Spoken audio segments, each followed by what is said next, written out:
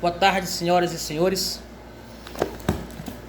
Hoje, para finalizar sobre a palavra cristão, sobre a pergunta o que é cristão, eu vou utilizar duas referências, duas traduções bíblicas de estudos e citar novamente o autor e a fonte que eu estava utilizando a respeito de estudo, que é a professora Karen King. Ela é professora da Universidade de Harvard, uma excelente professora, tem livros e artigos. Enfim, dito isto, eu volto a frisar a palavra cristão. No primeiro vídeo eu deixei bem frisado sobre a palavra cristão, a qual as pessoas se utilizaram e usavam essa palavra para difamar, para chamar os primeiros irmãos de heréticos e colocar eles debaixo de uma perseguição, excluir da sociedade. Ou seja, a primeira coisa, eles eram difamados por difamadores. O segundo vídeo eu demonstrei teoricamente, segundo a palavra e segundo a professora, que os discípulos eles não se importavam com o título, porque na mente deles eles estavam levando o testemunho do que realmente eles viram, porque eles viram o próprio Cristo ressurreto, eles viram Jesus ser crucificado e depois eles viram mesmo Jesus que outrora foi crucificado, eles viram Jesus pessoalmente. Primeiro foi a Cefas, depois foi a 12 e depois a 500 pessoas, ou seja, totalizando são mais de 500 pessoas que viram Jesus ressurreto, ou seja, depois de morto. Então essas pessoas elas testemunham que elas viram e começam a espalhar esse fato, esse acontecimento. Então elas pegam o testemunho vivo e começam a divulgar o Jesus que venceu a morte. E finalizando hoje a respeito do que é ser cristão, a palavra cristão, de como surge a palavra cristão. E finalizando, vou ler para vocês em Efésios capítulo 2:8. Efésios 2:8. Que ele diz: porque pela graça sois salvos, por meio da fé. Isto não vem de vós, é dom de Deus. Vamos pegar Romanos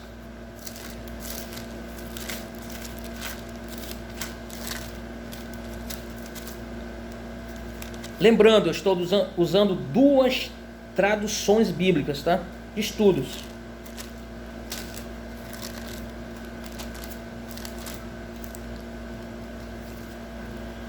Romanos 6:23, que diz: porque o salário do pecado é a morte, mas o dom gratuito de Deus é a vida eterna por Cristo nosso Senhor. Vou explicar. Primeiramente, eles eram difamados, mas eles entendiam na sua mente, no seu pensamento, e eles verdadeiramente compreenderam o que eles viram. Eles não viram uma miragem, não viram uma falácia, eles viram pessoalmente Jesus Cristo. A segunda coisa, eles viraram testemunhas vivas. Como o apóstolo São Paulo diz, que no tempo a qual ele estava vivendo, muitos dos quais viram Jesus pessoalmente ainda viviam. E terceira coisa, eles reconheciam Jesus como o seu Salvador. Eles reconheceram que somente Jesus Cristo poderia salvar as suas almas.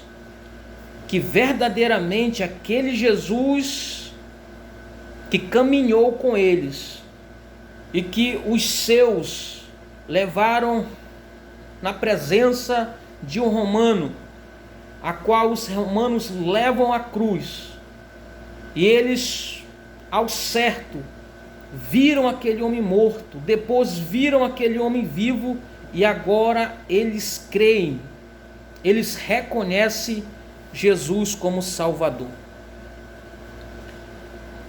Dito isto, eu quero te apresentar mais uma vez esse Jesus.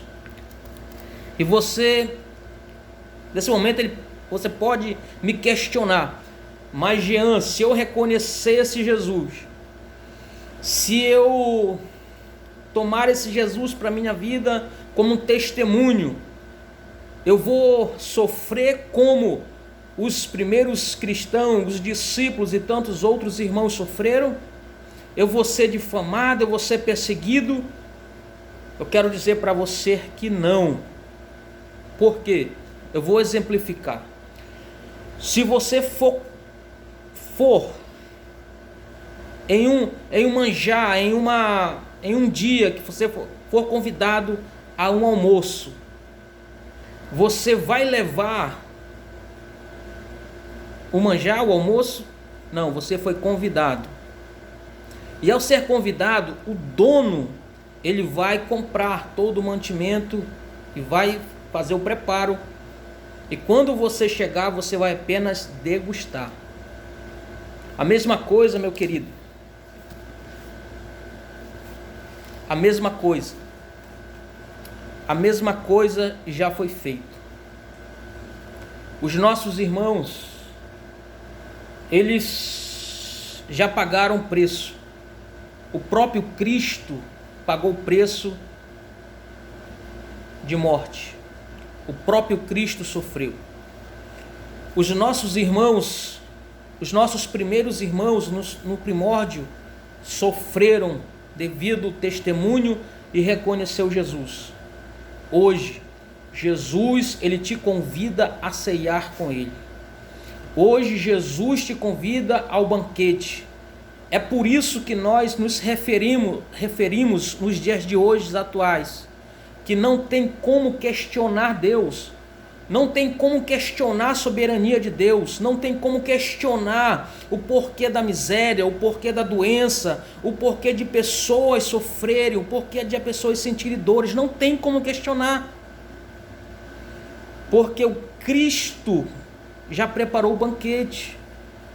Você apenas tem que degustar. Você tem apenas que reconhecer Jesus. Você tem apenas que entregar o seu coração e vivenciar e degustar esse alimento que está na tua frente. E qual é esse alimento? É reconhecer Jesus. É viver Jesus. E você nessa noite pode me questionar: mas Jesus não existe, isso é uma construção, isso é aquilo. Eu volto a repetir a você: o trabalho já foi feito, o manjar já está preparado, agora deguste ele. Aceite a Jesus Cristo, aceite a Jesus no teu coração, na tua alma, que somente Jesus Cristo ele pode te dar a vida eterna, como Efésios diz e como Romanos diz. Todos pecaram. Você me questiona: você já é um pecador? Eu digo sim, todos pecaram. Eu sou um pecador. Eu sou um pecador. Mas olha que a Bíblia diz: mas o dom gratuito de Deus é a vida eterna por Cristo nosso Senhor. E Efésios, ele me diz, Efésios, finalizando, Efésios 2, ele me diz: porque pela graça sois salvos, por meio da fé. Isto não vem de vós, é dom de Deus. Então, meu irmão, meu amigo, nesta caminhada cristã, não é que venhamos sofrer calúnias, difamações, seremos maltratados, seremos escarnecidos, não. O preço já foi pago. Hoje, deguste o que Jesus colocou à mesa para você. Jesus convida você a ceiar com Ele e a alcançar a vida eterna. Jesus já pagou o preço. Venha servir esse Senhor. Jesus, Ele te ama. Jesus, Ele quer o teu bem. Não deixe, não entregue ao acaso, ao amanhã, porque o amanhã não existe. É hoje que você tem que deixar Jesus entrar na tua vida. Nos ajude neste canal, nos abençoe, assim como a palavra tem te abençoado.